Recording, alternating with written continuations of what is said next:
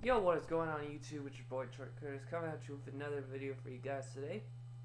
And today we have another movie review. And today's movie review is for none other than Spider-Man Far From Home. If you have yet to see the movie and would like to see it, I would refrain from watching this video because, as most of my subscribers know, my reviews are not spoiler free, and I'm not the only one. I see YouTubers out there that have spoiler um, reviews. So, yeah, if you haven't seen this, in fact, it's a very recent movie. So if you haven't seen it or would like to see it, I highly recommend you probably don't watch this, unless you don't really care. But let's get right into the movie review. So it starts out with Nick Fury and that other lady. They're in New Mexico, and this rock monster shows up out of nowhere, and and this random like superhero. I mean, yeah, this random guy, which we find out um, his name is Mysterio. That's what they end up calling him. Comes out of nowhere and destroys it. Well, then we jump to Spider-Man and Spider-Man. Well, I mean Peter Parker. I mean, yeah, yeah. Spider-Man appears at this thing, which is Aunt May is organizing this kind of like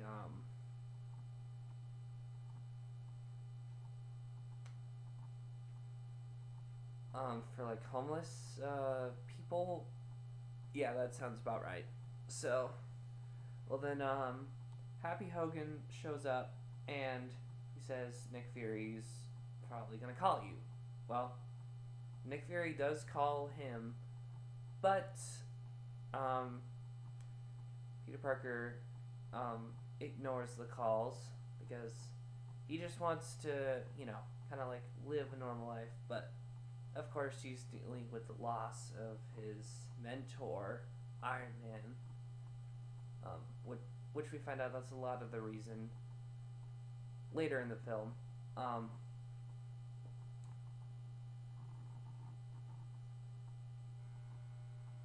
um, so, yeah, because when the reporters are talking to Spider-Man, you can kind of tell that like he doesn't really want to hear that name anymore. So, well, Peter Parker does go on the class trip. While in Venice, which is their first stop, Nick Fury darts his friend, which I forget. I keep forgetting his name. By the way, through the class trip, Peter Parker does want to express his feelings to MJ, but kind of hesitant because MJ is liking Brad, which we find out he's an older version of his original self from the whole, everybody coming back from the Avengers Endgame spiel. And, oh, I forgot to mention this. In the movie, they do a little tribute to the fallen heroes that died in Infinity War and Endgame because they do show Vision. Um, yeah, it's a shame that we lost Vision. I mean, maybe they could bring him back now that they have the Mind Stone, but I don't know. Maybe, I don't know. Maybe he's done for good. I mean, Scarlet Witch clearly expressed how mad she was when when she was up against Thanos. Yeah, everybody had a good moment in Avengers Endgame. I will say that. Everybody had their good moments, despite that the heroes that got snapped away didn't have much screen time. But I think that they had a good reason for that. I think they wanted to build up to that before they did come back. So because I think they wanted to focus more on the heroes that were still alive, which you know it's obvious, including Captain Marvel, who joins up with them. So, anyway, back to the movie. So, while in Venice, Nick Fury darts Peter Parker's friend, and that's what leads into, you know, Spider-Man going on a new mission, which is to help. Which is to destroy the last elemental. We find out what those things were. Oh wait, while in Venice, Spider-Man kind of runs into Mysterio because the water elemental shows up while in Venice, so that's important. But anyway, so we end up in the mission. So Spider-Man meets Mysterio in person, which Mysterio is actually not who you think he is. Come to find out. So, well, the class trip ends up in Prague, but Peter Parker does not want his friends in danger, so,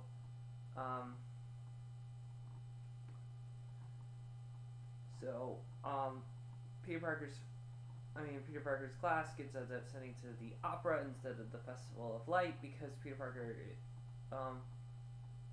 Spider-Man is trying to help Mysterio destroy the last elemental, which is fire. Well, unfortunately, MJ, Peter Parker's friend, and his girlfriend, were all there, and unfortunately they were kind of put in danger. Well, through that, MJ figures out that Peter Parker is Spider-Man. So, yeah. And then we find out Mysterio is actually working with drones to project the elementals. And we also find out he is working with people from Stark Industries that are against Iron Man. And actually, Mysterio used to be an associate of Iron Man. We found out he got fired during something in Civil War. Because, yeah, I remember how Iron Man comes into play in Civil War, so yeah. But anyway, so yeah. So Spider-Man feels terrible and all that good stuff. So Spider-Man runs into Happy Hogan on the airplane, and, you know, Spider-Man kind of expresses, like, you know, I miss him, you know, I really miss Iron Man, and, you know, he can't really live up to that, so Spider-Man creates a new suit, and he and Happy Hogan kind of work together with Nick Fury and the other lady, which we find out something about those two in the post-credit sequence, which I'll talk more about that. So they end up defeating Mysterio's drones, which were projecting the elementals, and Mysterio supposedly dies, but the post-credit sequence where I won't get into. So Mysterio dies, supposedly. Yeah, I watched this video where this guy thinks that maybe he's not dead, and it could be the start of. It could reveal kind of like the villain situation for the third Spider-Man movie, which will come out for Phase 4. But anyway, alright, so let's jump into the post-credit sequences here. So the first one, it's MJ and Spider-Man swinging through the streets of Queens, and, well, this video comes up, and this reporter that absolutely despises Spider-Man, he comes back from the old Spider-Man films, and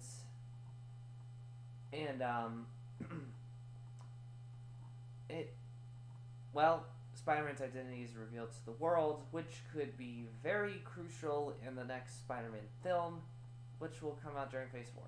Well, in the second post-credit sequence, which is more important for Phase 4, we found out that Nick Fury and that lady are actually Skrulls, which were the good guys in Captain Marvel. Well, then we find that Nick Fury's on the beach, and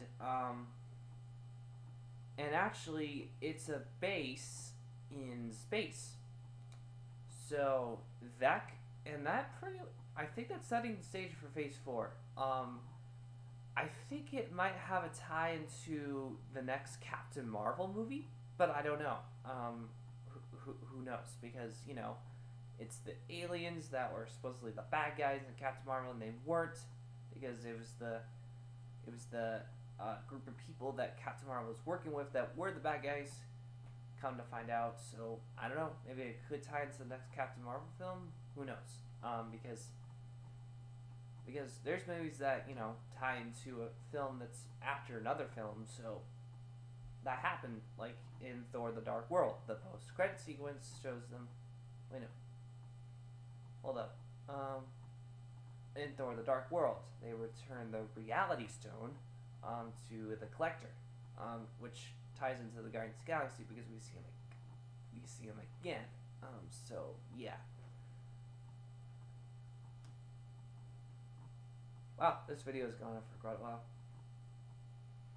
Overall, I'm giving this movie a 9 out of 10. There's a lot of good action and funny moments. Good romance in the movie.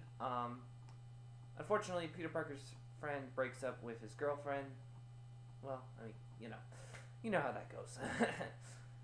But yeah, I mean, yeah, it was just overall a really good movie. Marvel did another good job, and we won't see another Marvel movie for quite a while. So yeah, until early next year. So yeah. Anyways, you guys, that's gonna wrap up this video for you guys today. As always, don't forget to like, comment, and subscribe. And until next time, peace out and have a good rest of your day.